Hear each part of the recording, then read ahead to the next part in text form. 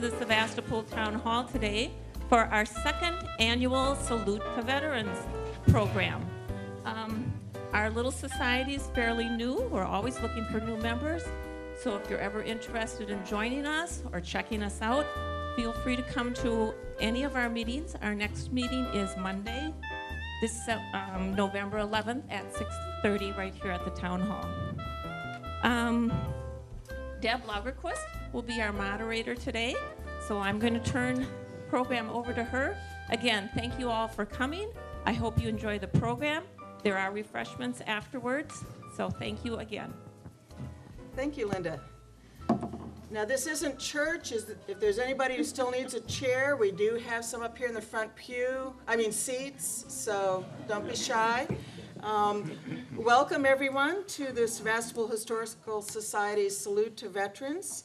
We continue to honor the service and sacrifice of our nation's veterans on November 11th, the anniversary of the end of World War I. Unlike Memorial Day, which honors those who have died in wartime, though, Veterans Day honors all those who have served in time of peace as well as war. We're going to start the proceedings here today by playing the service songs for all 5 branches of our military. So we ask that any veterans present please stand during the song for the branch that you served in, and the order will be the Army, Marine Corps, Navy, Air Force, and Coast Guard, and that's in the order in which the branches were formed. So, okay, those in the Army.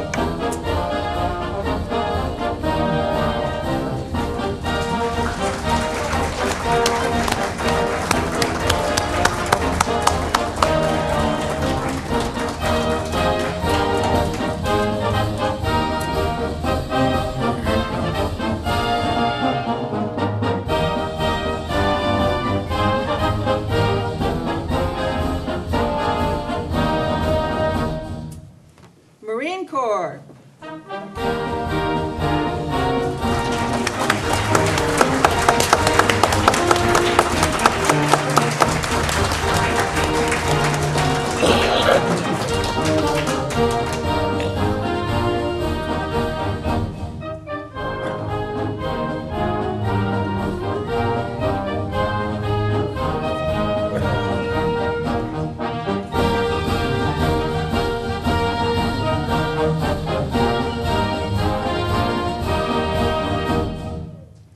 Navy.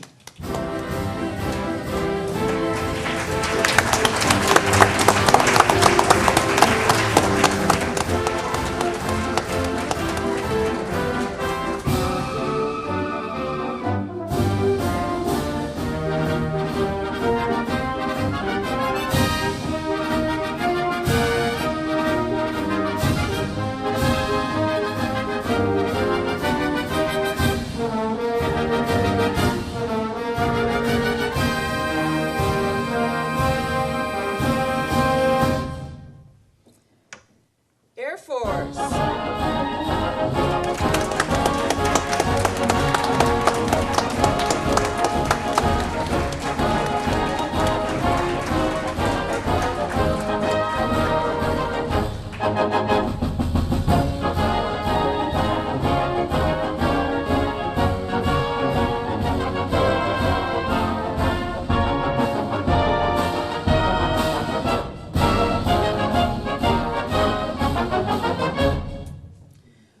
Coast Guard. Yay, there's a toasty.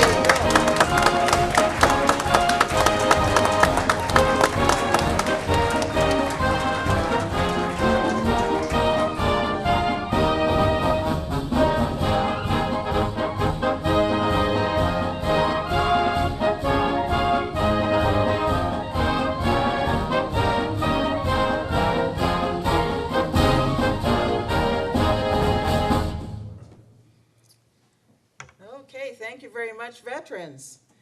But veterans know that they're not the only ones who make sacrifices. So I'd like to ask the spouses and children of a veteran to please stand and be recognized. Come on, I know you're out there. Come on, spouses.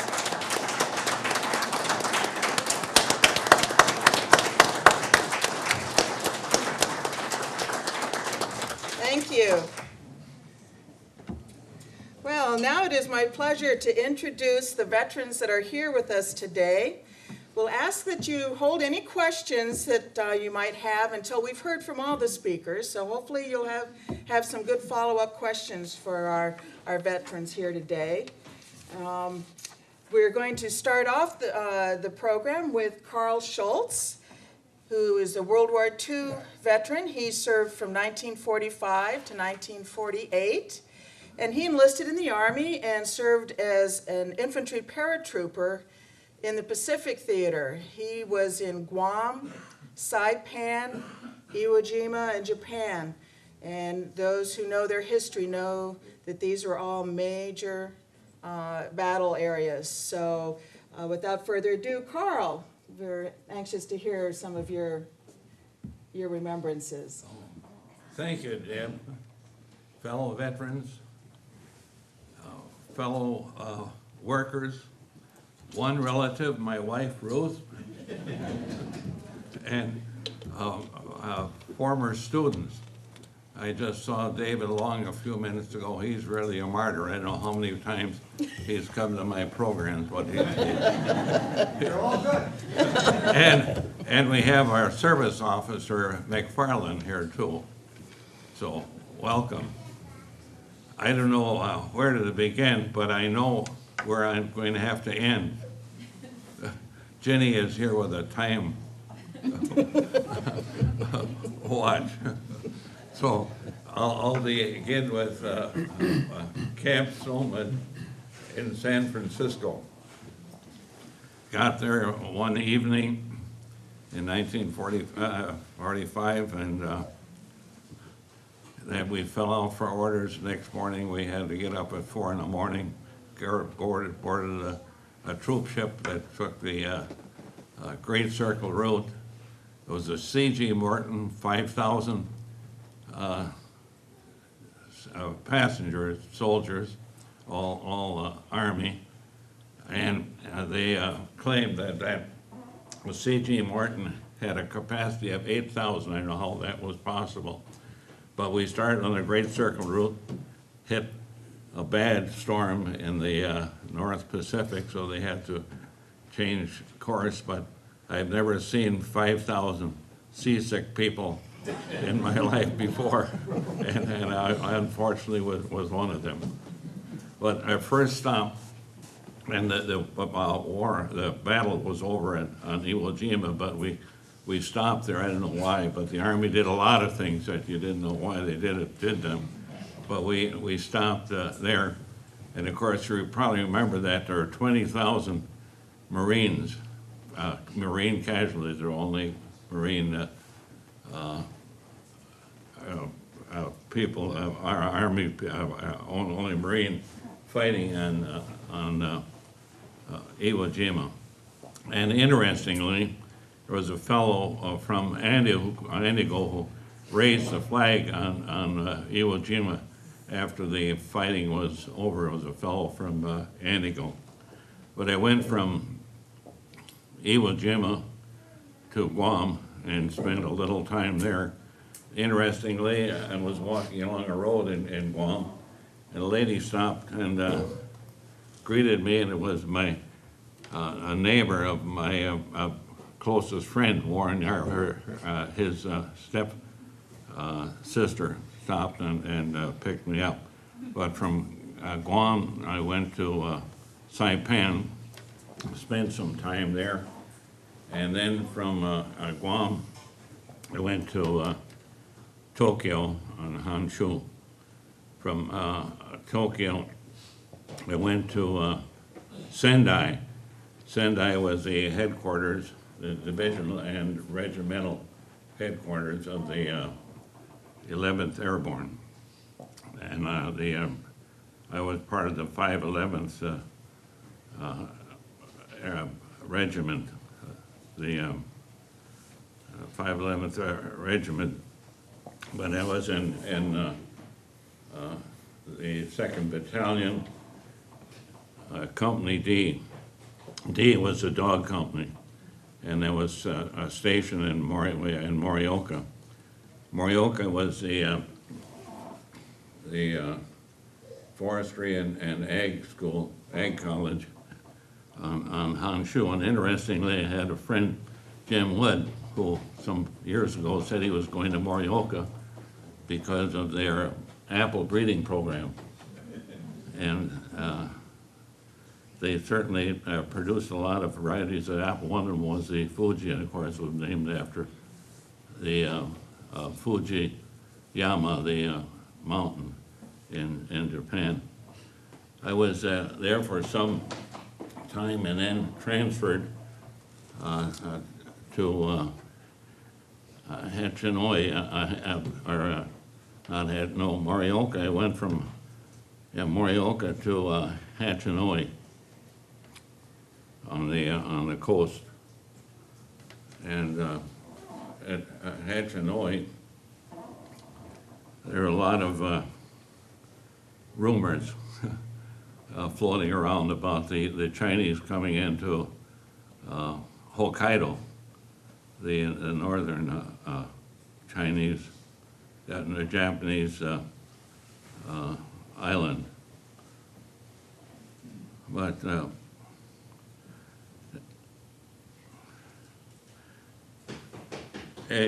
some of you probably have been to Fredericksburg, Texas. Anybody here ever been to Fredericksburg, Texas? You have. Well, great. You know what it's famous for. It's the Nimitz Bush Museum. Now, Admiral Nimitz was in charge of the Pacific Theater during World War II, and his home was in Fredericksburg, Texas. Well, in Fredericksburg, Texas, the Japanese came over, built a walled garden, and on that walled garden, they have plaques in recognition of ships and units that have done something, not something to them, but something for them. And one of those plaques was for the 11th Airborne. And that indicates what the Japanese nature is. You'd think they would have had a plaque indicating what we had done to them, not for them. Later, I asked for a little afterglow. There are some things on the table over there I would like to explain further. I'd like to talk about a couple people who really are heroes, and we'll talk about those. My home and my birthplace was Flag Day, and so I'd like to talk a little bit about flag and some people in this area who are very significant as far as Flag Day is concerned. So, thank you very much, and I'll be talking with you later, unfortunately. Well, thank you very much, Carl.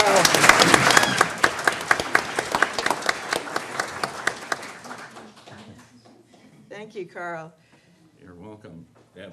Next is Bea Bircher, and she was an Army nurse in World War II.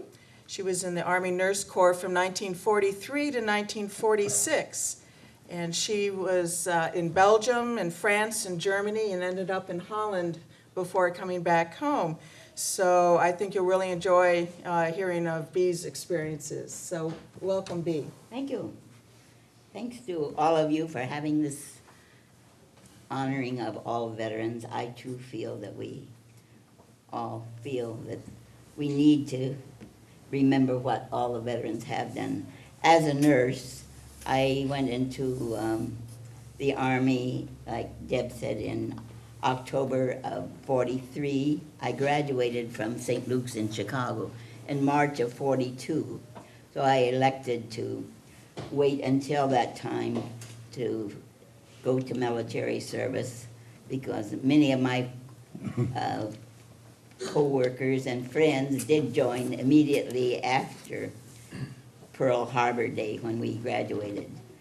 So my friend, I was fortunate enough to join the service with a friend who I'd known, and we went down on Michigan Avenue and talked to a colonel, and she welcomed us, of course. So we were assigned to go to Camp McCoy, Wisconsin, where at that time we had the basic training like all military. We learned to march, we learned to take orders, we learned to crawl on our bellies across the obstacle course and climb the walls. And we weren't sure we signed up for the right service when after a couple of weeks of that. But then we found out also there wasn't a choice.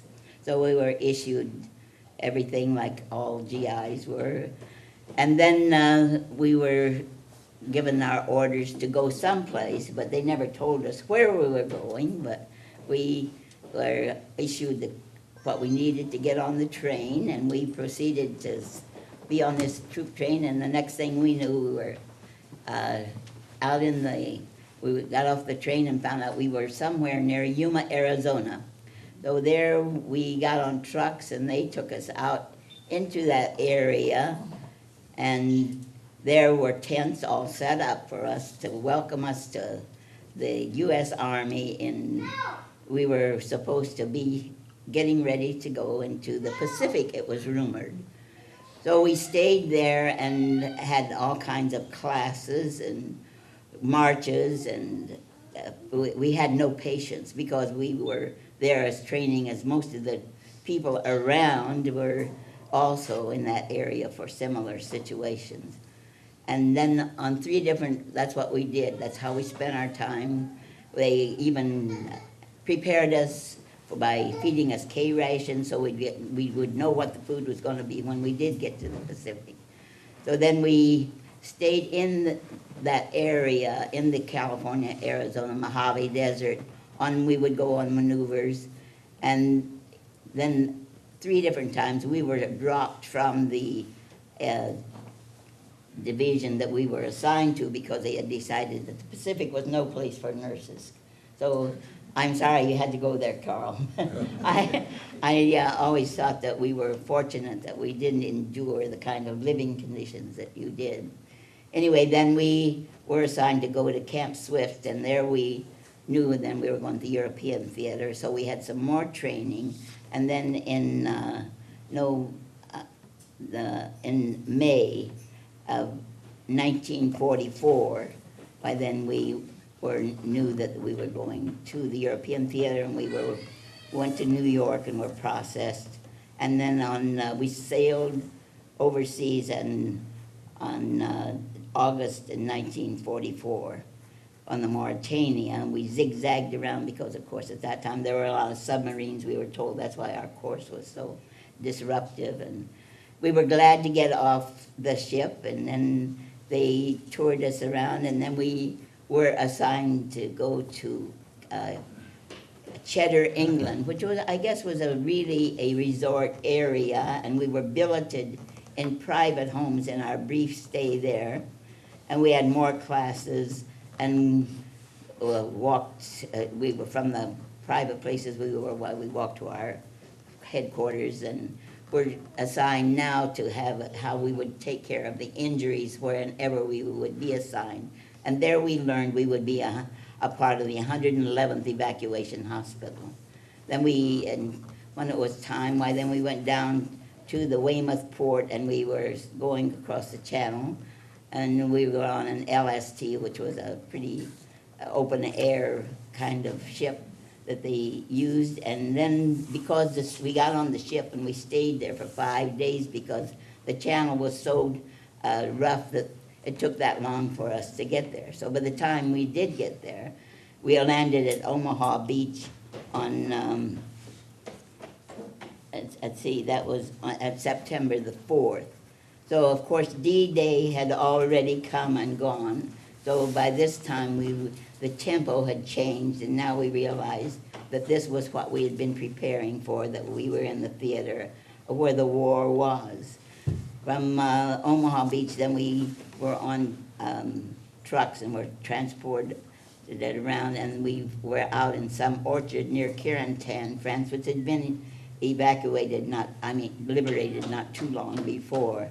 So then we unpacked all of the gear that we had and got an idea of what a tent hospital would be like. We were going to be a semi-mobile unit, and I did bring some pictures of what that looks like when it is set up.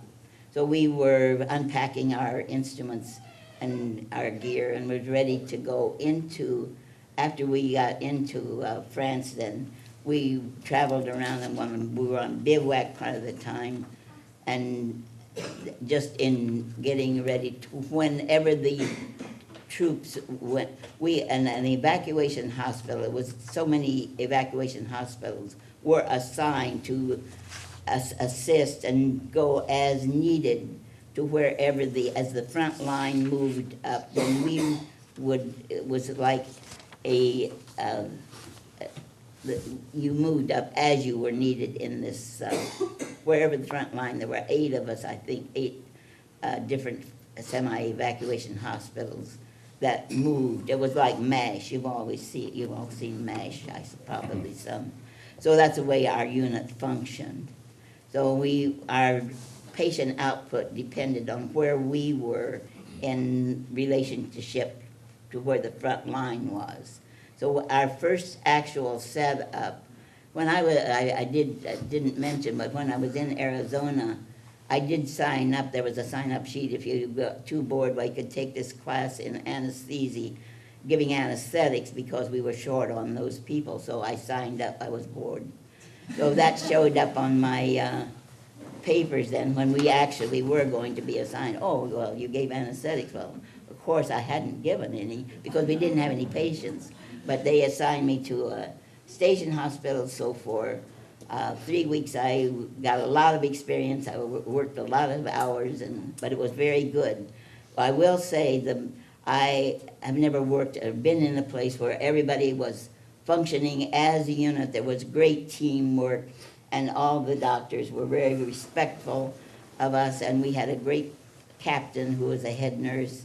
All nurses were commissioned as second lieutenants when we did go in, so there was not to be any fraternization with the enlisted men.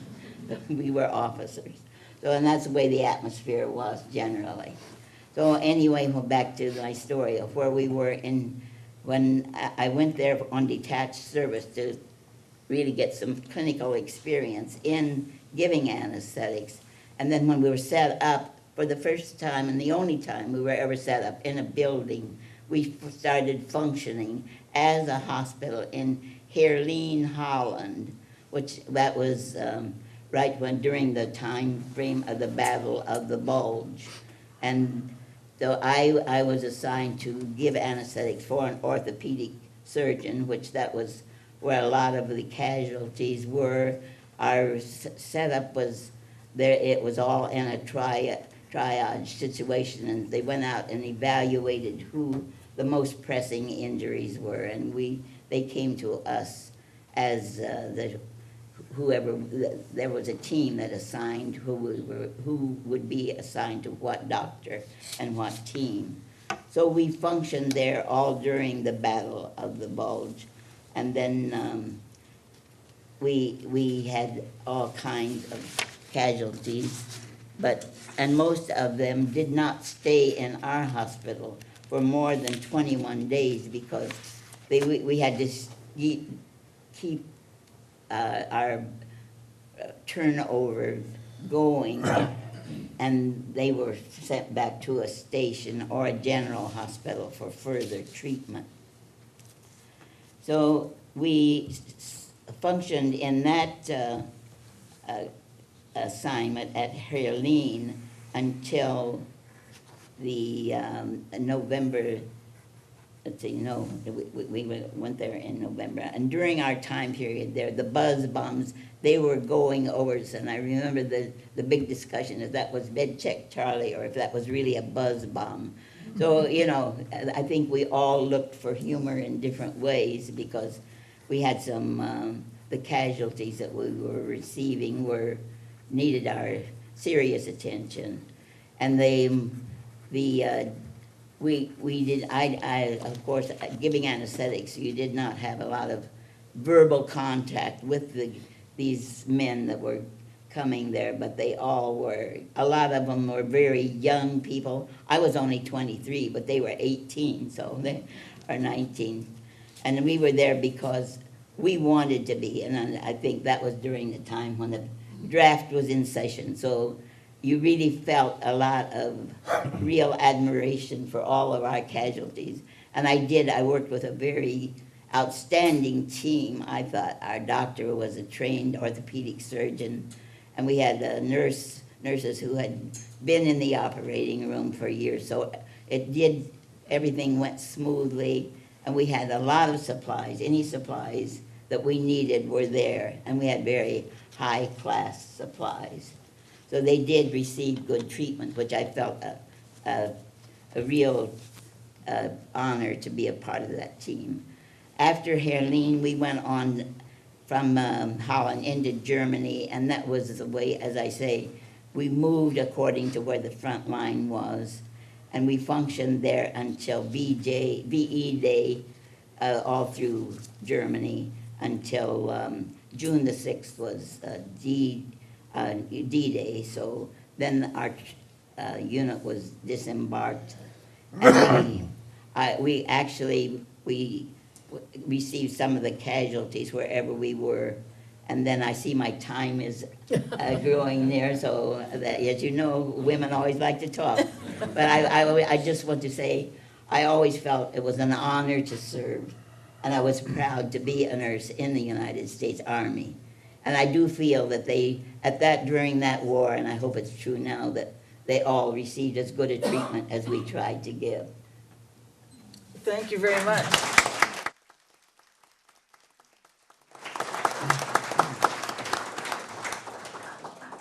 I was just thrilled when I found out we were going to hear from a woman veteran's perspective. We've had women serving in the military since the Revolutionary War, and so I'm really happy we were able to give Bea some recognition here today and to hear her fascinating stories. So now we're going to move from World War II to our next conflict, which was Korea. And first up is Norman Kiehnau from that era. Norman. Okay, I came to talk about the Korean War.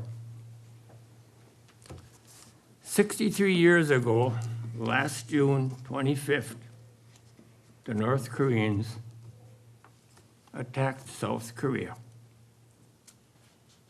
They took the capital of South Korea, Seoul, because Seoul is not too far south of the 38th parallel, which separated the two Koreas. So it didn't take them long to get to Seoul, and they captured Seoul. Well, General MacArthur is in the head of all the American forces in that area. So he already got to thinking, if they're going to take Seoul and then they're going to march south, I'm going to order a 1st Marine Brigade and the 7th Army.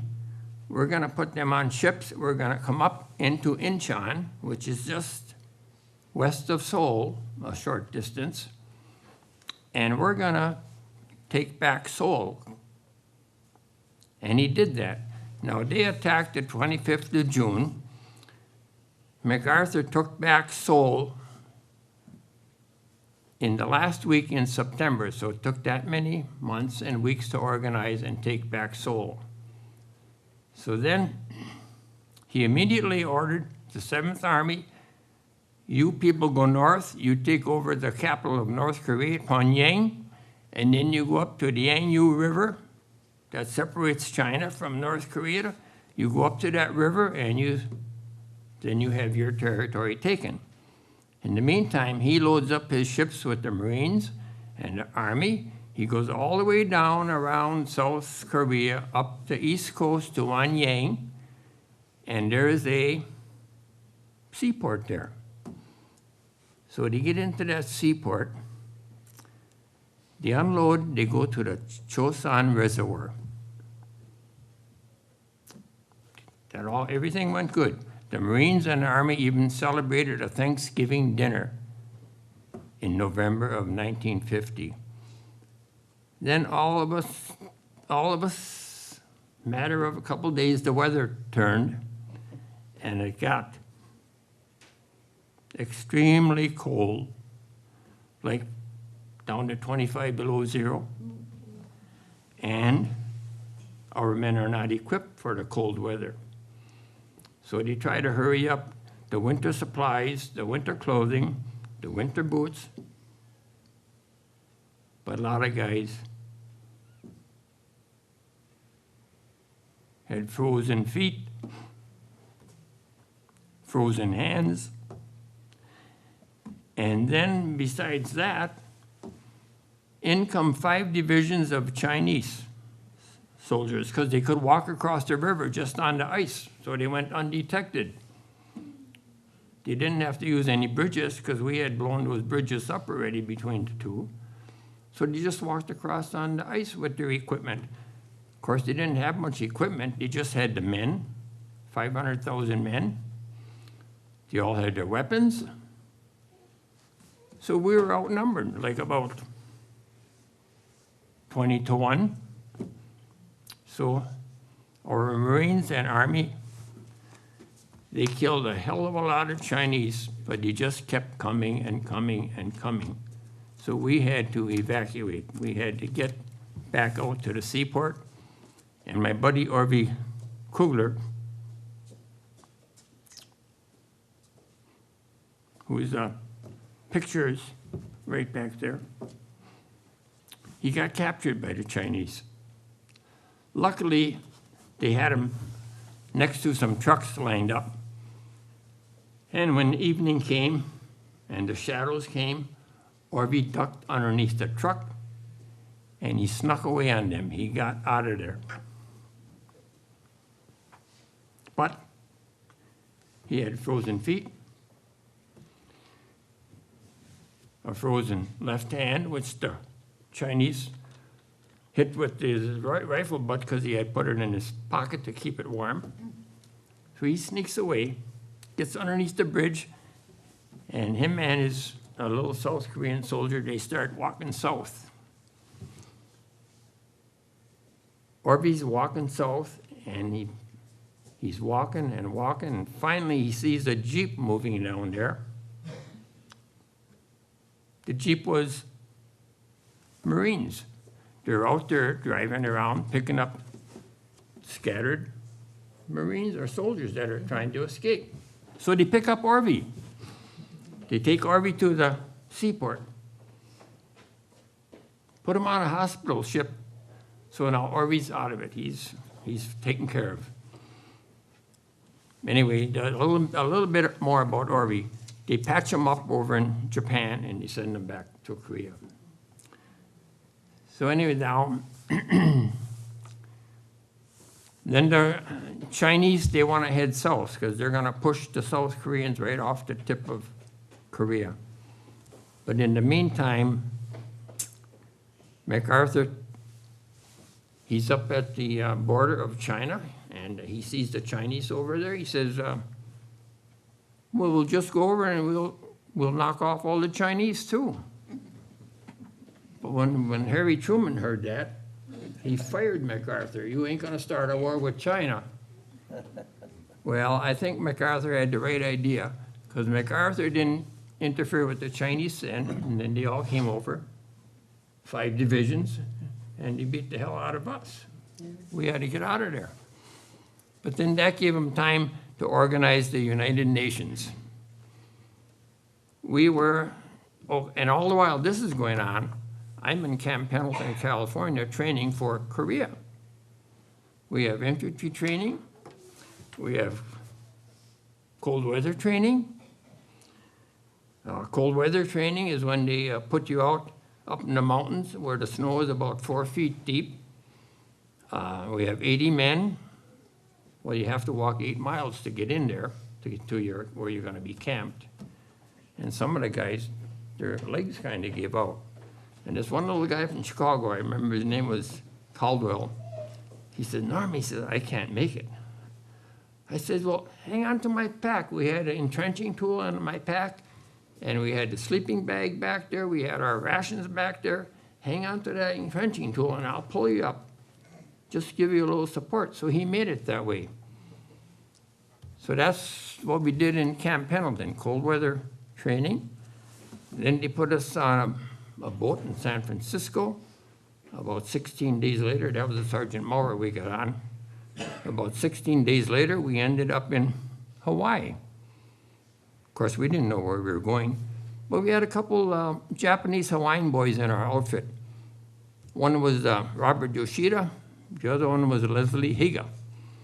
And we come around Hawaii, and these two boys said, well, there's Diamond Head, and there's the Royal Hawaiian, and the Surf Rider, and the Moana. So we end up in Pearl Harbor, we get off the ship, we go to Camp Catlin, that's right off Pearl Harbor. And there we did our training for close air support. We had Valley, Makua Valley in Oahu, Hawaii. We'd sit up on the mountains. The aircraft carriers would come across from the States. They'd stop in Hawaii. And we'd go out to Makua Valley for a week and we'd train the pilots, because our officers were pilots also. So they'd talk to the aircraft carriers, and they'd send the aircraft carriers the grid, the map of our area, the grid, and they'd tell the pilots where your target was. You're in grid A or B, you're in section 1 or 2, now you find your target. And we'd sit up in the mountains and watch them, and they'd find their target. They come with Corsair planes. The Corsair was a gull wing, single engine, one man in the plane. They could do strafing, they could do bombing, 500-pound bombs, 1,000-pound bombs. They could have napalm, and they'd hit their targets. Those Corsairs were something else. They could just about go straight up or straight down to hit their target. We had no jets. The jets weren't around then yet. So then from after they trained in Hawaii, then the aircraft carriers went over to Korea, and we had 3 teams over in Korea at the time, 2 up on the front lines, 1 in reserve, and all of their officers were also pilots. So it was pilots talking to pilots. So they knew what those guys up there were up against. So they'd guide them into targets. And those 3 teams over in Korea, then eventually after we trained for a couple of months in Hawaii, they sent us up over to Korea. Of course, we flew all the way from Hawaii to Seoul, Korea. We stopped at Johnson Island, Wake Island, Midway Island, Guam, Japan, Osaka, Seoul, Korea. Then we get to Korea and they put us on this old rickety train. It was in a cold fall night, rainy and damp, and the windows are broken out of the train, and we're sitting in these slotted benches. Where in the world are they taking us? So they take us up pretty close to the front lines, the regiment. And then we get up there, we relieve our 3 teams up there. They go back to Hawaii. Then 2 of our teams go up on the front lines, and 1 stays in reserve. And after you're up on the front lines for 40 days, then you get back to go to reserve, and somebody else takes your place. So we did all that, and we were attached with the Korean Marines. That was on the west coast of South Korea. And then we gave them close air support, because whenever they wanted to take a hill or give the Chinese or the North Koreans a little fight, they'd call in the close air support. You guys go up in there, you drop your bombs over on the other side of the hill where they kept all their equipment and their ammo. You hit their ammunition dumps, you hit their equipment, whatever trucks they had. Although the North Koreans didn't have much equipment, like we had everything. I never saw an enemy plane in the air. I never saw a helicopter, enemy in a helicopter in the air. I don't know if they didn't have them, but we sure had them. Some of those airstrikes would be 40 Corsairs up in the air, bombing the position that the Korean Marines wanted to take over. And this went on just about every day. Call in the close air support, call in the close air support. Of course, then the Korean Marines would go up and they'd get in a firefight with them, they'd get wounded, but they always carry their wounded back. They never leave anybody behind. They carry them out. Then we'd call in the little Bell helicopters, like they did in the MASH program. They always gave the Marines credit for starting that MASH outfit. You'd get the wounded, bring them back, take care of them, then they'd go back up and get some. They could only put 2 wounded on each little Bell helicopter. And of course, this is mostly at night when these guys are up there. Then one time we were loading up these wounded guys. They shoot them full of morphine, so they're out of it. They didn't know what was going on. Anyway, this one helicopter, it's at night, no lights on. He thinks he's going where he wants to go, but instead he's going this way. He slammed into the side of the hill. Of course, the helicopter is shot. The 2 wounded men, we take them off, put them on another helicopter. They didn't get hurt. They didn't know what happened. Got them out of there. So anyway, then all the while this is going on, the United Nations comes into effect. We had United Nations, we had Australians, we had British Marines, we had the Hungarians, we had the Turks, the French, the Germans, the Canadians, Australians. They all had their section of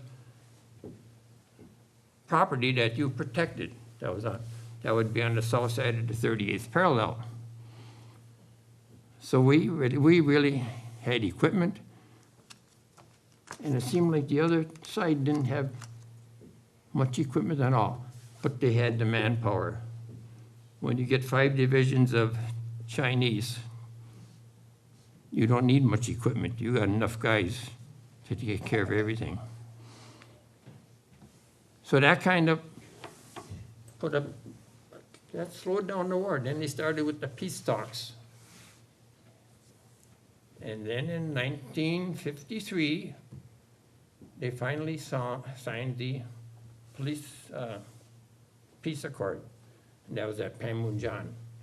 Panmunjom we could always see from our position, because they always had the blimps flying around up on Panmunjom. So anyway, the war kind of slowed down. We got back to Hawaii. Eventually, I got back home. When I brought my sea bag back home to Kiehnau Road, that was, 50-some years ago? And 2 years ago, somebody calls me, what do the numbers 1197667 mean? I said, that's my serial number, Marine Corps. Why? Well, we got a sea bag here of yours that my nephew bought down in Casanova, Wisconsin. That's right in the Richland Center. He goes to an auction sale at a hardware store, and he buys 2 sea bags, and one of them was mine. So it's back home in the Institute now. So that's enough about the Korean War. So I could tell you a lot more, but my time is up.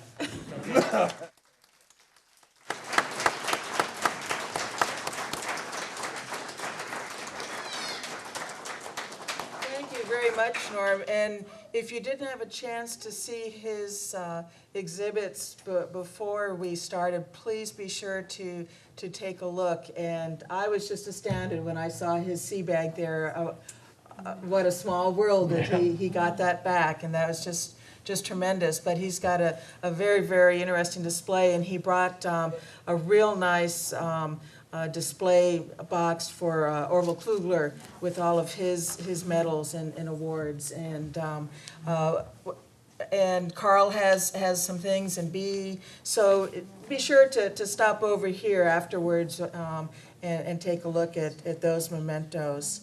So Ray tells me we saved the best for last. Yeah. We're going to hear now from Ray Hogan, and Surprise. yeah, he was in Korea in the Army from 53 to 55, and he served as a combat engineer. So, Ray Hogan.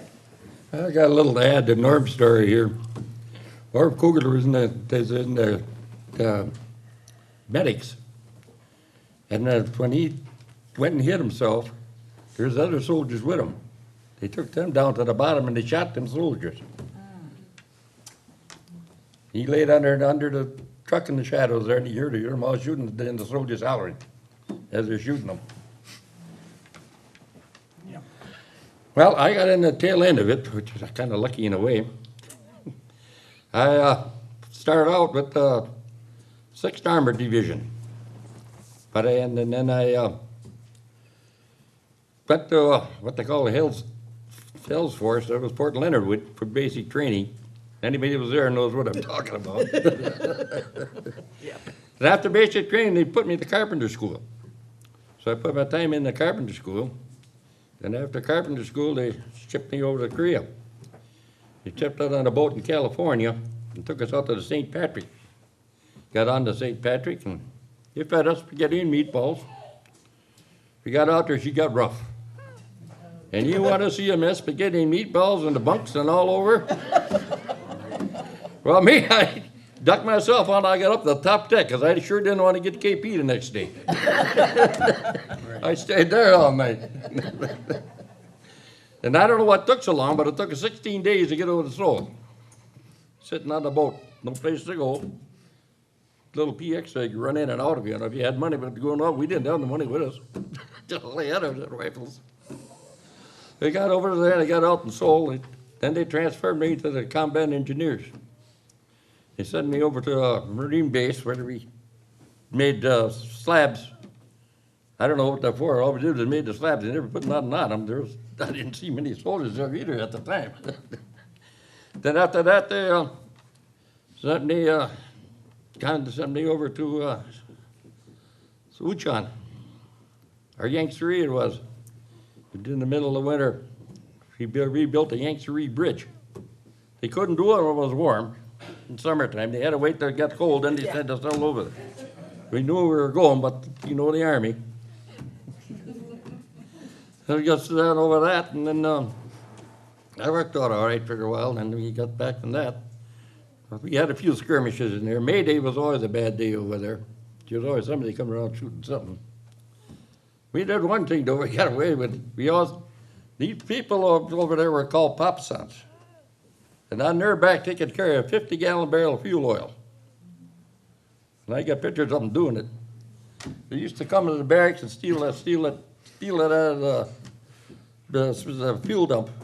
And the guard duty and that, they steal them all.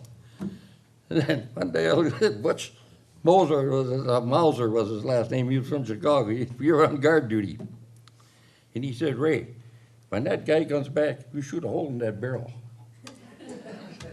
So I didn't think nothing of it. You get back when they weren't doing nothing from stealing. He told them, but they just let him steal it. So he got out through the fence. He lit a match to the barrel. And Papa San saw it coming. He dropped the barrel and he was gone. But the barrel went up in the air.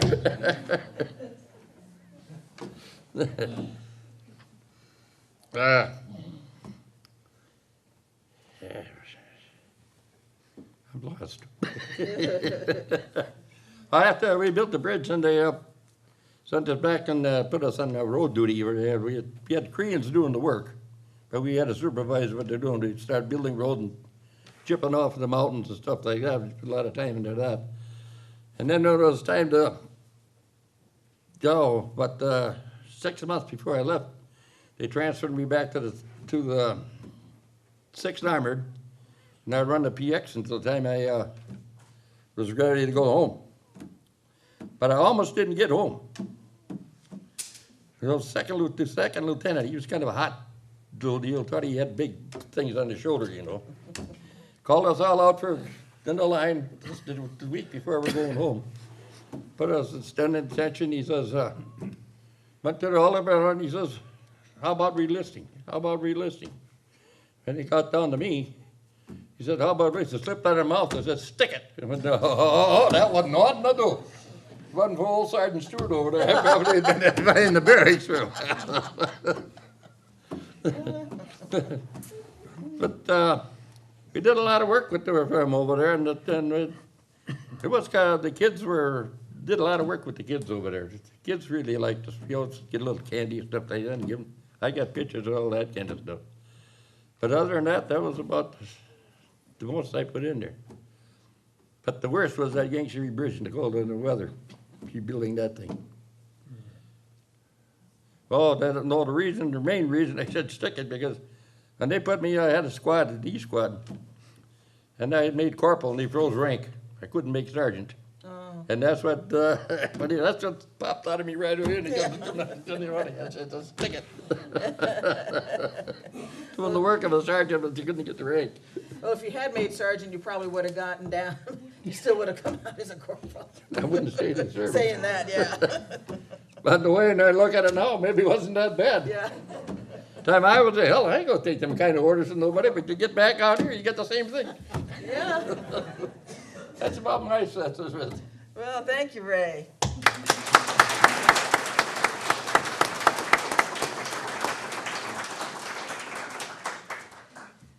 We're going to open up now for questions. So if there's anyone in the audience that would like to ask one of our veterans a question, raise your hand, and we're going to try foregoing the microphones this year. Just see if you can talk loudly, and so everyone can hear your question. And so I'll open the floor. Is there anyone that wanted to ask anything of our veterans? I'm going to start off. I'm going to pull rank a little bit, and I wanted to ask Bea if she could tell people what a buzz bomb was. There may be some of our younger people that aren't familiar with what was unique about buzz bombs. Well, it was an unmanned, I suppose, similar to what they have now. That was the original unmanned bombs that they were sending from behind where we were, which we were certainly not on the front line, but we were only 8 kilometers from Aachen, which that's where Germany. So that's about all I know. They made this real distinct sound, and when I don't know how it was controlled. Maybe when they ran out of fuel, probably. Then they went down to where their original. They were a manner of attack on the enemy line. So you wanted to keep hearing that buzz, because once it stopped Yeah. and got silent, then it was going to be We falling. really didn't want to hear that bomb. I mean, we didn't want to hear that noise cease, Yeah. which they did. I mean, there was one that really did go, whatever. close? Yeah, and then that was and it was right when a lot of the people were in this building that had a lot of glass, because we got a lot of injuries, and unfortunately it was a lot of eye injuries from all the flying glass, because there wasn't any eye protection at that time. But our hospital, which we didn't have all specialists, but it was fortunate during that instance, because there was an ophthalmologist who was on our staff, so a lot of the GIs got the attention they needed. But that was the story of the buzz bombs. Yes. I'm really not a military-minded person, so obviously, so I don't know all these details. Is there someone else then out in the audience that had a question? Any of our young people have something they were interested in that maybe was mentioned, or that they've heard about either World War II or Korea that wanted to ask about? Yes, there's a young man. Do you want to stand up so everybody can hear? What were their careers when they got back to America? So how long did you all stay in the military when you got back to the United States? And then if you got out, what did you go into? I We'll got start out with right Ray. away as soon as I got back. Fort Sheridan, just to transfer it out, so I get out. So did you But then come? we had reserves at that time yet. I think it was 4 years, 5 years, 2 years. I had 6 years. 6 years, yeah, 6 years reserves, but that was just basic, didn't do.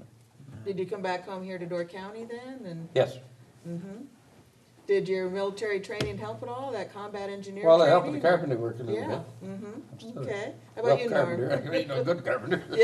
How about me? I came back home to Kiehnau Road where the farm was. That's where I left my sea bag. And then I went to Milwaukee. I got a job at a Chevrolet dealership in Milwaukee. I stayed there for 13 years. Eventually, I got to be service manager there, and it was a new car dealership. And then eventually I came, after being with Russ Darrow for a couple of years in West Bend, I came back and bought Institute Motors. Yeah. So I've been there for 26 years, and then I sold it to my worker, took care of the Sevastopol school buses with Carl Schulz. They did a great job. And you were the best boss at Sevastopol, Well, thank you, I Norm. think we ever had, yeah. Yeah, well, thank you. I think you're the only person who thinks that. Yeah? No, thank you, Norm. Oh, there's a bunch of them out there think that, Yeah, Carl. I know. Okay. Yeah. Did you come right back home after you got out then, Carl, or Pardon? did you come right back home after you got out of the Army, or? Yes, I did, Deb, and I went to school at Madison. And stayed Was that there on the for- GI Bill, or Pardon? was that on the GI Bill that? Under the GI Bill, yes, and they got several degrees and then came directly to a place of glory. You know, Sevastopol is a Greek term, and the Greeks named it after a beautiful spot on the Black Sea and a beautiful harbor. They named it Sevastopol, which in Greek is a place of glory, and it truly is that. Yeah, So yeah, I've been here since then. But I have some other things, Okay. but maybe someone has a question, but I have something in regard to something. okay, and I'm gonna. Oh, okay, I've that's got you fine. on Don't let me- deck for that, but don't let I me, was just gonna give Bea a chance. I'm sure that Impose on someone your, else. the things that you were exposed to while you were in the Army, you got experience that you never would have gotten here stateside. That's very true. It was a terrible, I'm not advocating war, but as a nurse, I certainly learned to function under circumstances and dealing with was generally a healthy population that we had because they were young, vigorous men, but the circumstances that we were functioning under were abnormal. So you learn to function as a team and know that everything, if you have healthy people, your outcome's gonna be good. So you learn to move around. Yeah. And let's see, was there a question up front here? With having that experience. Yes. When you got back here and got into a regular hospital, was it hard for you and the other doctors to adjust to the systems and what you had to do and formalities? And when you said, no, I want this, if you do this, you can actually fix a guy because you actually might have had better techniques because you've seen more than the people here? Well, it is an interesting question. When I came back to Chicago in 1943, I could not really get a job because during, it was because of the times. During that time, they had started the cadet nursing program, and so the hospitals were all well-staffed because part of the educational training that they were receiving, then they had to agree to stay at that place for a certain amount of time that was in repayment for their education. So I went to different hospitals and it was nothing, any reflection upon my ability, but there were no vacancies in any of the hospitals that I tried. Now, I didn't go to every hospital in Chicago. And then I had a friend when we went to, because we had relatives, so we'd go see them if we could get a job. We went, this was in Decatur, Illinois, the same thing. And my uncle stood me on my head because he said, oh, I said, I can't get a job. He said, well, you don't want a job, you want a position. And I did. So then we went to St. Louis. So to answer to your question, I finally, I did private duty for a group of psychiatrists that I had known in Chicago, and then I worked as long as I wanted to do that, but I wanted to just really get back. Living in Chicago, as anybody knows, it came back. There wasn't any apartment available. You know, it was a big influx of people, and I got back later than some, so there really was not any choice of an apartment. So, And that is something that happened not infrequently with our women veterans. When they came back, all of the positions were being filled by all the men coming back. They Yeah, sort of got yeah. first preference. And so it was kind of an abrupt change for a lot of our women service members who had been in positions of authority and a lot of responsibilities, and now they come back and, well, just go back to being, you know, the housewife track, and it was an abrupt change. So, yes, there was another question here? I want to know, when you were a nurse, what was the attitude of these wounded men when they came back? Were they resentful, or did their patriotism and what they did for their country be more important? well, and because of the location that we were in, we were the first hospital that they were in, so we treated the immediate injury. And I tell you, they were so glad to be away from the front lines that they were just felt more secure, and they had a bed to sleep in, and just to see a woman was a real relief for them, I think, because as I say, most of the, but does that answer you? They have a good positive attitude. I'm glad that I could serve my country, and my patriotism far overrides any injuries that I sustained. I believe generally they were thinking they were glad at that during World War II. I think they did feel that they contributed, and I didn't feel any resentment. Now we got quite a few injuries that we call them self-inflicted ones, because they did shoot their feet. You know, they would shoot their feet, so they would not have to go back into the front lines. But I think that might have been the individual people. I mean, being on a front line as part of an infantry, I would think would be very intimidating and fearful Stressful, for these yeah. young men who were there. So that was the only thing that I witnessed. Generally, they were just so glad to be where they were, to be taken care of for their injuries. I never heard anyone express any resentment towards our country or their position. Yes. Was, at that time, people were very patriotic. Yes, Very that's much exactly others right. went into the service. I don't think they all would have to go, but they were, I mean, our country was attacked, and they were gonna go over there, and. That's right. That's right. I think World War Isn't II, that- I don't Yeah. think it's that prevalent. Patriotism is not that prevalent. our society has changed. Okay, thank you. Well, Carlos, that sort of leads in well for what you were wanting to have a couple minutes to talk about. You had brought in a flag over here. Yes. Did anyone here participate in any of the honor flights? Anybody? Here? Oh, good. I wonder if Mr. McFarland would like to say a word or two about the honor flights, and I'll say something about what I have over here. Sir, have you gone on the honor flight? Because you may want to just go ahead. I haven't been on one. No, I haven't been on one, but my son just made arrangements for me and Great. brother-in-law to go from Ozaukee County. Maybe Dennis would like to say a word about the honor flags. First person to count. I'll shut up and let that. The welcome we got was a lot different than what I got when I came back from Vietnam. I'm just going to back up just a second. It's Dennis Ott, and he's a Vietnam veteran. And Desert Storm. And Desert Storm.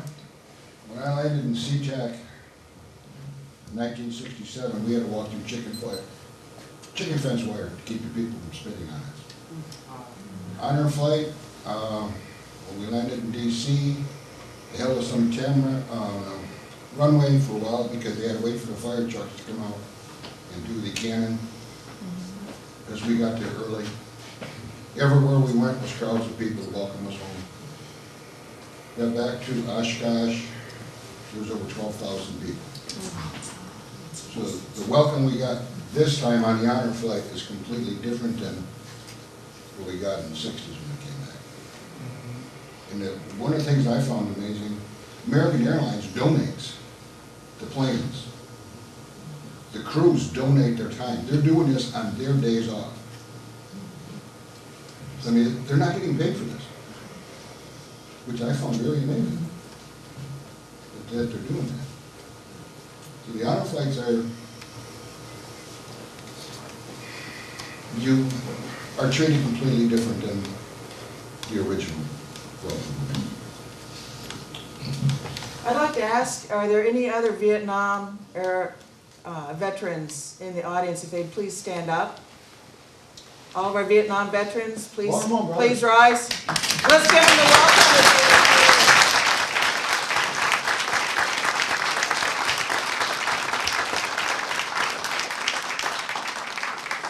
Can I say something?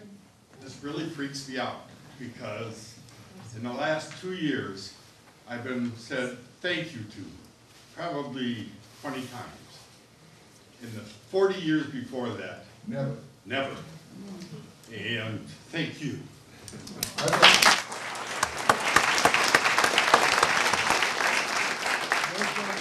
I've been in the last 2 years, there's been at least 3 times I've been into a restaurant and I have my hat on.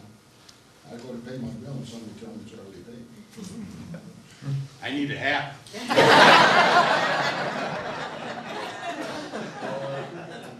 I was in Kiehnau parking lot after the store, and there's I'd say maybe 13, 14-year-old boy that comes across the parking lot, trying to come over and shake my hand and say thank you. So as far as the patriotism that you were talking about, it's coming back. It's taken a long time, but it is coming back. Thank you, Jesus. I think what Dennis's story also should be telling veterans out there who have maybe considered or it's been suggested to take advantage of the honor flight, whether you're World War II, they're taking Korean veterans now, and they're working towards taking Vietnam veterans. They had a special... That was a one-shot deal. Well, the Vietnam veteran, that was a special flight during EAA, but that will be working towards our Vietnam veterans, you know, in the future. Everyone who is gone is so thankful that they did. They will take care if there are any physical needs that, you know, you're worried about. They make accommodations. You do as much as you feel up to or want to do. You don't have to go to every memorial, but if you have the chance to get on one of the flights, we would all strongly recommend you take advantage of it because it seems to be an experience you'll never forget. So. Thank you very much, Dennis, for sharing your... One other thing I wanted to share too is, when we came back, one of the stewardesses on the plane was telling us a story, which there was a bridge in one of the villages that was supposed to be blown up.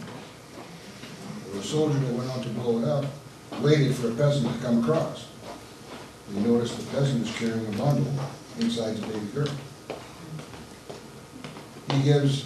The peasant gives the baby girl to the soldier gives it to his commander or whatever. Carries that bundle over 200 miles. Finds an American captain and gives the baby girl to the American captain. Gives it to an orphanage. He gets back to Michigan, finds out where it is, he adopts her. She grew up American. She served 17 years in the Navy. She now owns a business consultation firm in Washington, D.C. And her thank you to us and other veterans was, be on that plane, come around first to thank every one of us for our freedom. Stories like that are not told. I think the nice thing my husband told me, I have two husbands, one was in Japan and South Pacific, and the other one was in the Battle of the Boat. But, you know, in spite of all their injuries and whatever, he said, but we were the lucky ones, the unlucky ones were laying over there. To me, everybody, you know, a number of people call me heroes. No, there is no live heroes. There's only veterans. There is no live heroes. Heroes are the ones that never came back. That's true. I'm not a hero. I just did my job. Well, you did a good job. Yeah, the heroes didn't come Thank back. you. Thanks, Dennis. Okay, Carl, you wanted to say something about Flag Day. Yes, and first of all, as long as we're talking about heroes, I should tell you about the living skeleton. How many of you have seen the living skeleton? Some of you have seen it. Well, I stupidly didn't plan in advance to have it copied, but Linda's making some copies of it. You Can don't we have just a pass it over here. around, Carl? If we promise to get it back, or? Yes. Could you make copies of that? She wants to pass it around, Yeah, Carl. I hate to be away from the computer because I'm gonna be using it for a minute, Oh, but we okay, could well, pass you it down pass the it around. line here. But Take a it's peek. current because this was a classmate of mine at Fort Washington, Wisconsin. And I ate 8-cent school lunches. He went to Harry's Lunch and got hamburgers. And he was in the Battle of the Bulge, didn't run fast enough, and the Germans caught him. And he was in a POW camp, and it doesn't look like he's a living person. But a film is just made called The Honor Flight, and he is one of those who has a great bit of his presentation in that honor flight. But his name is Joe Demler, and his father was a vet in Fredonia, Wisconsin. But it's unbelievable if you look at that to think that anyone could survive that. He was the assistant postmaster in Fort Washington until just a short time ago. But I have something about the flag for some reasons that's very important to me for several reasons. But, my birthplace was Waukesha, Wisconsin, and we had a neighbor who was so impressed with the fact that it was a flag day, was that it had become a holiday. She made these things cruel. You said these are cruel flag designs. And how many of you know Henry and Mary Scheib? They were some of the first people to build on Glidden Drive. Is Katie here today? The daughter? Isn't here. Well, some time ago I asked Katie why her father was so interested in Flag Day, and she said that his birthday is on the 14th of June. But Henry became very interested in Flag Day because of that. And he was AL at that time. He was CEO of AL, and he and AL contributed a substantial amount of money to restore the Stony Hill School and buy land for it. Excuse me, Carl, we have some people here that want to get to the next show at 3 o'clock. Oh, And we have a little short video to play for them, so we thank you very much for your story. Oh, okay. We'll do an interview by you alone sometime. I'm sorry, I didn't realize that. Sorry.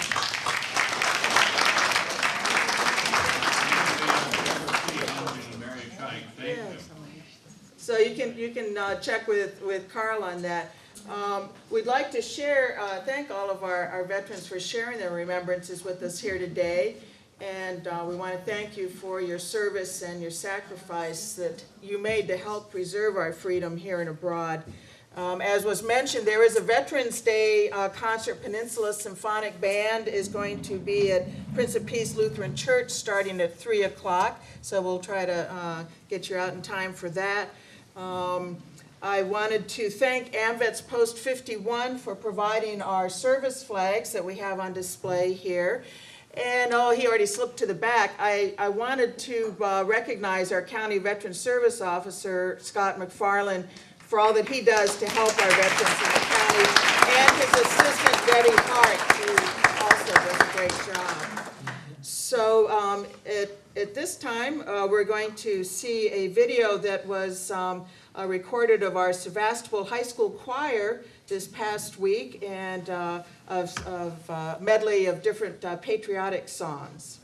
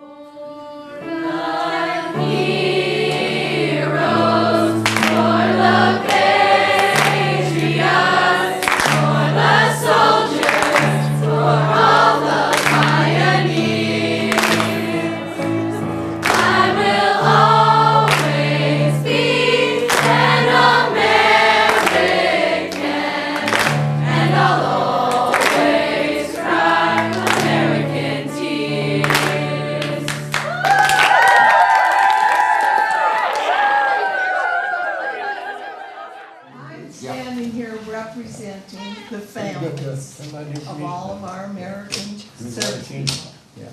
I'm very proud of what the United States has been doing in the last 30 to 40 years. When I was left alone, we had no support groups. Nobody even knew I was around. But if you ever get the opportunity to financially or otherwise support these groups throughout the United States that are helping these young families, their husbands, the children's fathers, they've gone to Afghanistan 3 times. And it tears a family apart. And I'm just so proud in seeing these young kids that these children and these families are being looked after now. And please, if you have an opportunity, support that. Thank you.